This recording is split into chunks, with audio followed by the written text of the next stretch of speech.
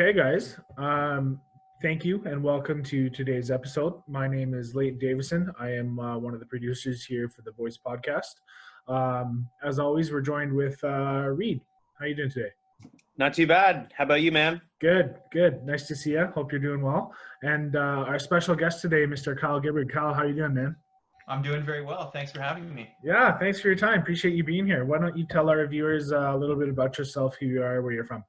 Absolutely. So now hitting 5 years of experience in project management, I would say middle management of the construction industry, specifically Toronto and the greater Toronto area.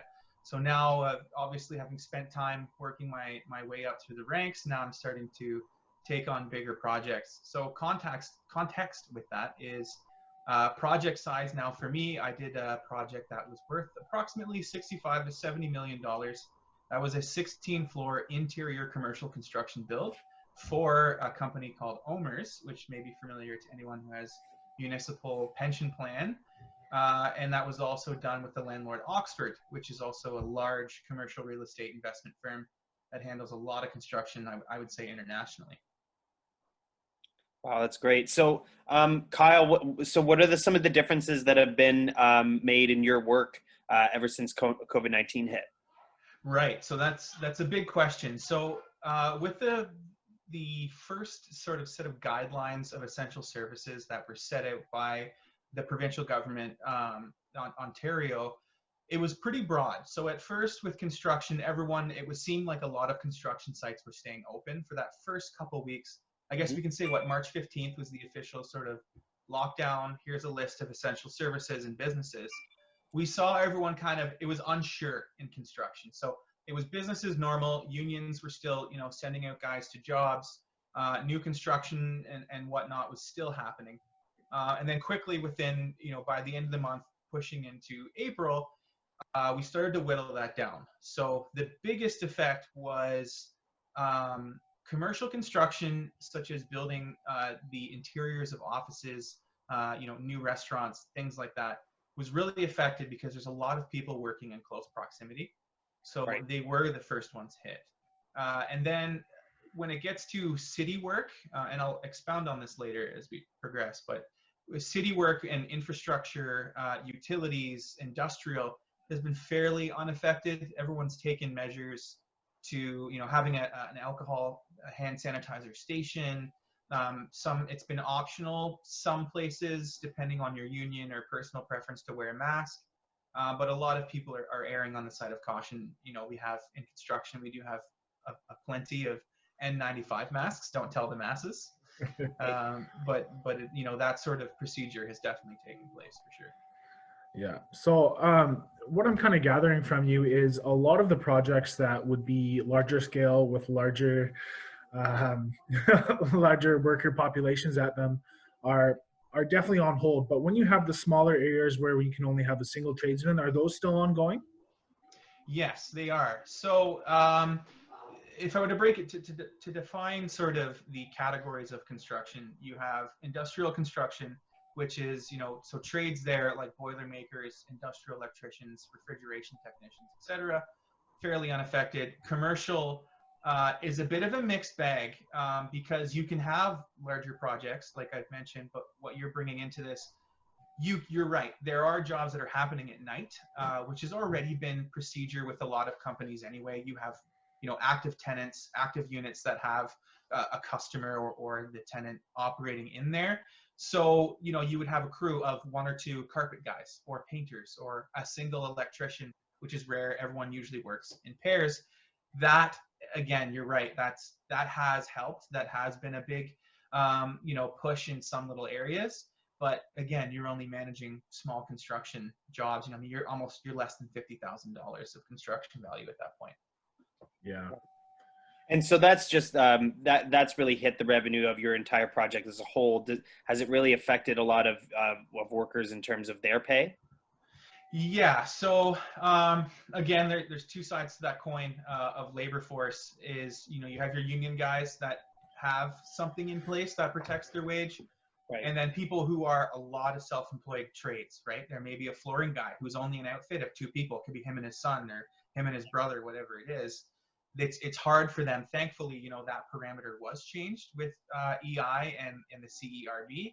Yeah. That self-employed workers could now apply. So that, that was a concern early on. It was like, a lot of the self-employed guys were like, is there any way, we can still paint, we can still get into this unit because my income's been effectively cut off. Right. And how's living in Toronto right now, Kyle? So I'm located in Oakville, which is, Okay. if I may, a stone's throw away from the downtown core.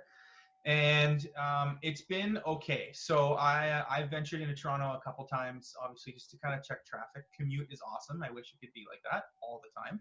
Yeah, exactly. But there is still action. There are still people. I mean, these are multi-million-dollar towers. These are businesses that are still, still around. Someone has to maintain them. So you are seeing a bare bones crews kind of out there, just polishing the surface of things, in a manner of speaking, but keeping the lights on, or maybe it's going in to change the filters of HVAC units.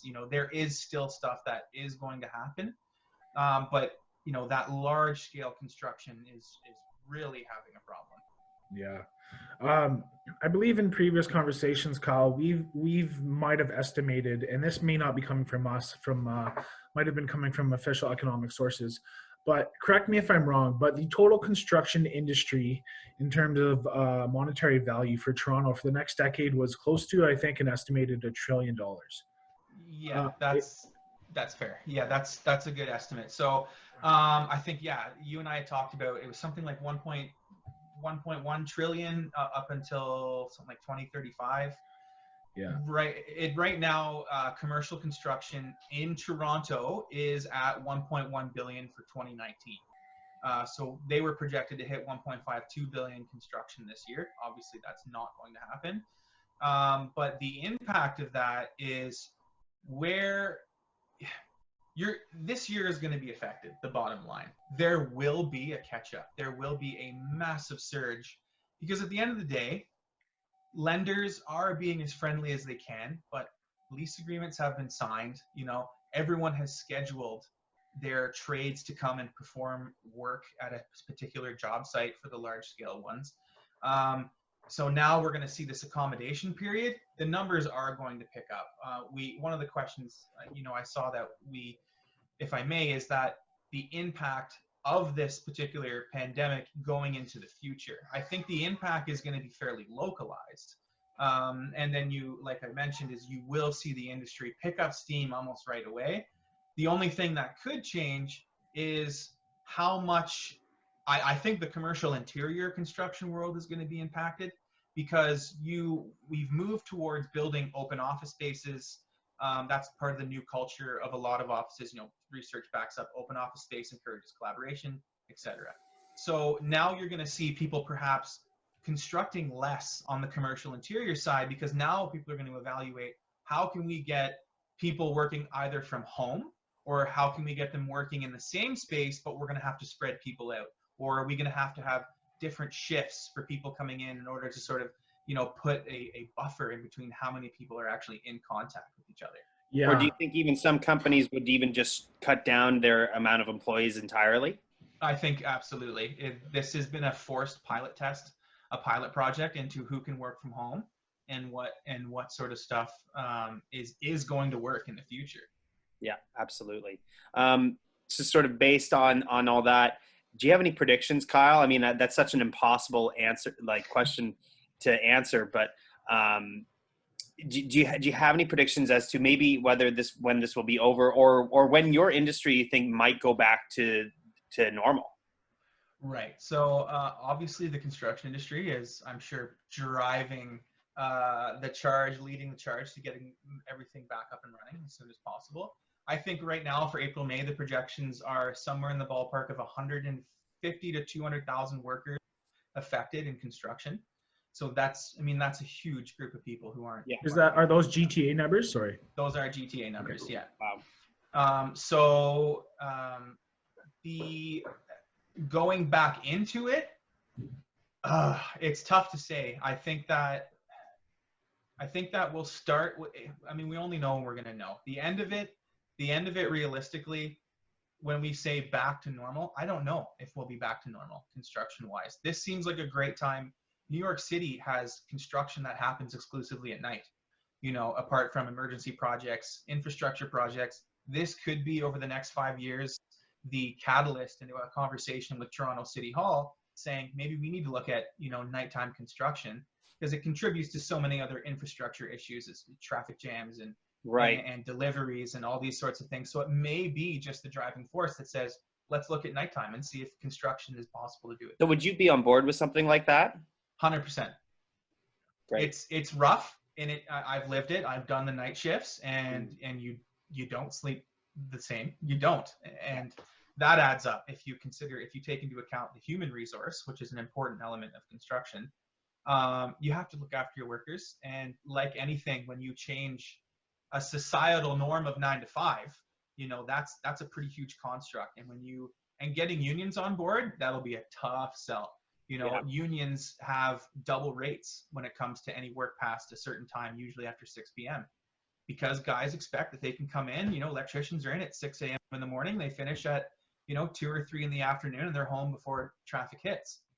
And do you see these union delegates maybe leaning towards this because we have to be cautionary about how we move forward?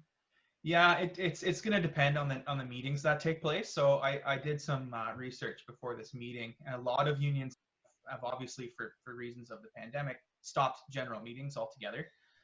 So that consultation with stakeholders and union members is it's broken. There still is newsletter, there's still a phone, we still have those. But it's a little difficult for that true conversation, that true input from everyone to take place. Yeah, I definitely think so as well. Definitely going to be one of the hardest hit areas of industry and employment in Toronto. I think one of the bigger ones here you're seeing in Kingston is obviously the educational and the federal government sector. All the schools are closed, all the prisons, everything. So it's only magnified in the greater population centers. So yeah, I hope we come out of this soon, guys. It's yeah. I don't know how much longer a lot of people can take. I hope that it's not going to be the 18-month projection that they were saying a couple months ago. But you definitely have to slow down the opening up. You can't just right back to normal, or else we'll have a second wave. And I think more people are going to be affected by it. So moving on to that note, Kyle. For sure. Yeah, I would agree with that. I was just going to ask, how have you and your family been doing personally? I know you have a couple of young boys at home. How is this? They're not really old enough to be in school age yet, but how has this kind of affected the rest of your family? Yeah, so thankfully, I try to look at the positive side, because it is easy to look at the fact that I've been under the same roof for a long time. It's terrible. It's not the greatest situation, but the positive side of it is, in construction, you work insane hours. When I was on the larger project, you're working 12, 14-hour days. You're home to sleep for 6 to 8 hours, maybe fit a meal in there with your family. So now this time has at least, I'm raising my kids with my wife. She's a stay-at-home mom. Thankfully, I have that support here. But having that time to be with them, raise them. My 2-year-old, we're potty training him right now. So having that, again, talking about human resources and the mental health of your human resources, it's been great. Now when I go back into construction, I'm going to come back in with that fresh mind. I feel like I've had a mental break, a mental sabbatical. So, that, I think that's been positive.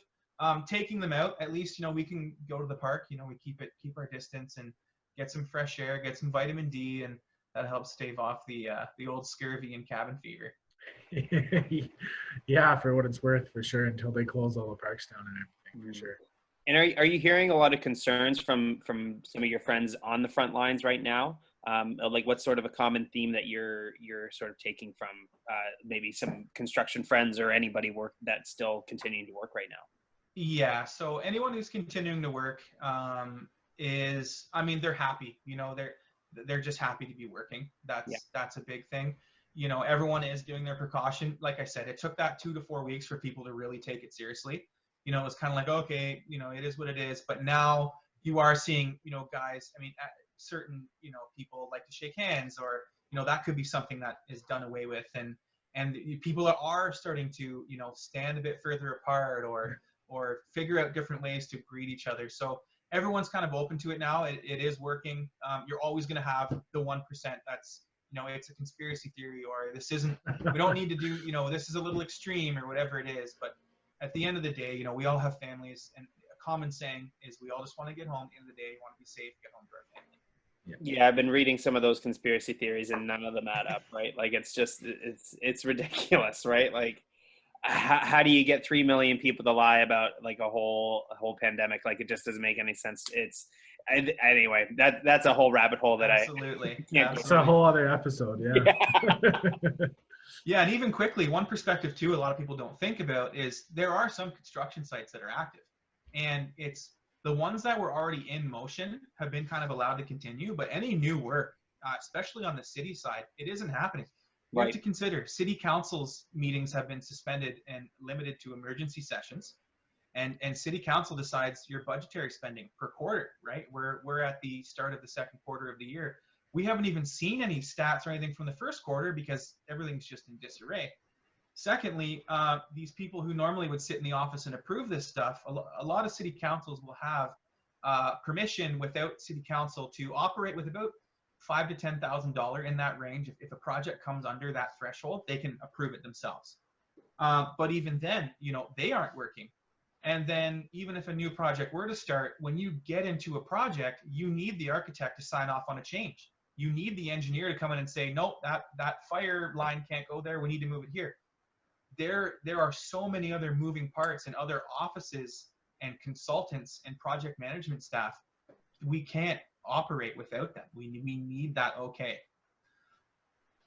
Yeah. So everything's kind of on hold, eh? A lot of 100%. things. Yeah. Yeah.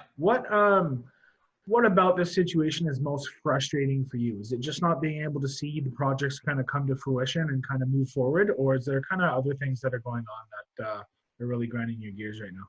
Yeah, I think it comes from a personal angle I know a lot of men and women that I work with, they love to build. They love their craft.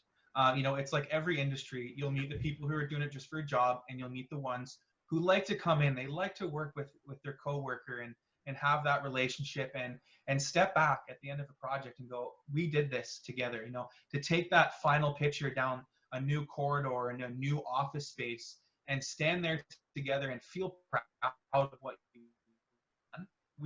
It's been taken away from a lot of people, and it is hard on a lot of people. And sometimes the honey-do list at home just doesn't cut it. Absolutely not.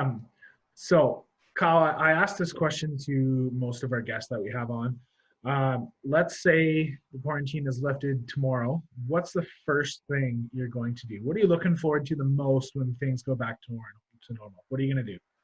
I think the first thing is all you can eat sushi with my main man, Leighton. There you go. Of course. So my wife can come too. Yeah, maybe. But, it has given me pause to reflect on. I enjoy a little of one of the 7 deadly sins, gluttony, over at the sushi joint. Yeah, absolutely.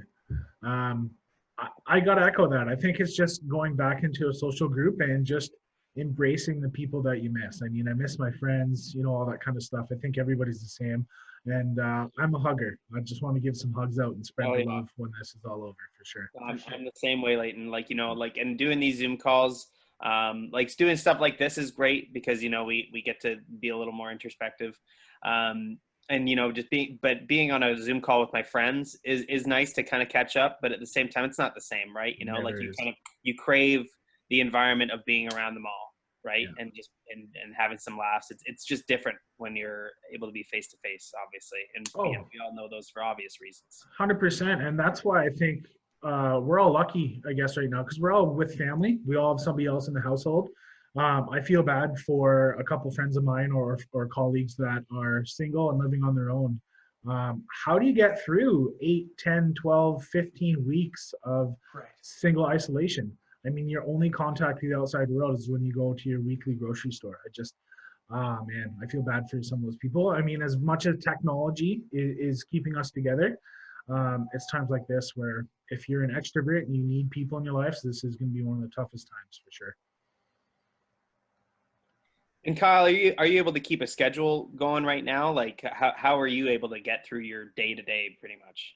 It's a disaster. I don't even know what a schedule is anymore. What is routine? Yeah. You know?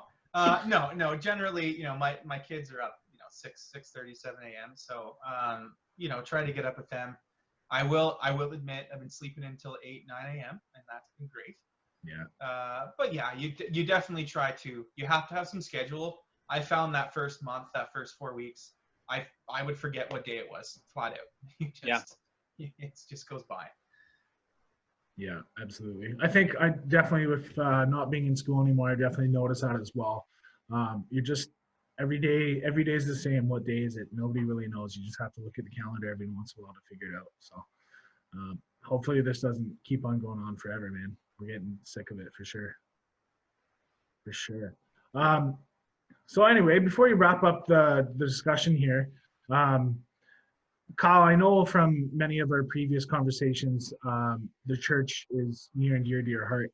How has that group kind of really come together to kind of keep on providing services and still remain a strong part of your community? Right. So yeah, thanks for asking. That's a really important part of my life. It's been great. Again, 99.9% of churches are obeying this. We're exploring that we can do live streams, that our pastor and our ministry team can use this technology that as we might say, as God has given us, as he's allowed man to build, and we have all these wonderful outlets to do this properly, to do this safely. And we have so specifically my organization is the UPCI, which is United Pentecostal Church International. And our leaders at the very top, we call him the General Superintendent, David K. Bernard, issued a statement right from the get-go saying, please obey the law that your governor, president, prime minister, premier sets out. Please, follow these guidelines. We all work together to do this. Not only is it a good reflection of who we are as a faith community and as Christians, but it also is just respect for your fellow man. And I think that a big part of my faith is to love one another as we are loved. And that's a huge part. And how can I show my love right now? That's by being there for a Zoom call for a friend, or being on Facebook, or just staying inside and saying, you know what, your personal safety and my personal safety is bigger than the need to be in a church, a physical church building. Have you had any conversations with anyone in your community that might be not as open-minded to these, following these protocols? Obviously, there are people that, and we're seeing lots of people that want to go into church and they want to have that routine. Are you able to talk to is anyone in your circle having those views? Yes. So I'm definitely Facebook friends with some leaders in the States and around here, but specifically there's a current situation in Louisiana right now. With a pastor called Pastor Spell, I believe is his name. And, he kept, going back into his church to do this sort of thing. So you see kind of, I don't know if he's affiliated with us. I don't think that he is, but seeing that kind of thing, and the general, perception is from people in my organization, it's like, we get it, is it opening and paving the way to prevent these sorts of gatherings in the future? Maybe, but at this time, everyone's just making a call saying, based on what the health ministry is saying, based on what, doctors and health professionals are saying, this is what we need to do. Absolutely. And a lot of us are sentient enough to say, like, that's good enough. And so I am thankful for that. And, I hope that me even just sharing that shines a different light on kind of what's happening, because it is, unfortunately, with a lot of any group, be it faith-based, political, whatever it is, you will always have that 1% that is extreme and kind of tarnishes the reputation of the rest. 100%. Yeah. And garnering a lot of news, a lot of attention as well, and kind of unfortunately painting a lot of people in a bad light. In a bad view, I guess, because that extremist, and it's kind of, I think people take that view and extrapolate it onto a larger group. So thank you for your input and your insight on that. It's good to kind of hear a sentient, sane perspective in that area, for sure. We need more people like you on the news, Kyle. Yeah, there you go. For sure. Awesome. Well, thanks again for joining us again today, Kyle. Really appreciate your input. I think we got some good stats and some news on the update of the construction industry whenever that comes back around. And I hope you and your family are able to get through this happy and healthy. Yeah, I appreciate it. And I encourage any viewers, the research, I look at stuff like Avison and Young, which is a commercial real estate. They write, topical papers and white papers. Have a look, type into Google, effects of COVID-19 on construction. It is that easy. Have a look for yourself and, fact check me. I don't mind. Yeah. Awesome. Okay. Well, I think we'll end it there. Again, thank you, gentlemen, for both your time. And Kyle, maybe we'll have you on in the next couple of months with some updates. Right on. Appreciate it. Okay. Thanks guys. Take care.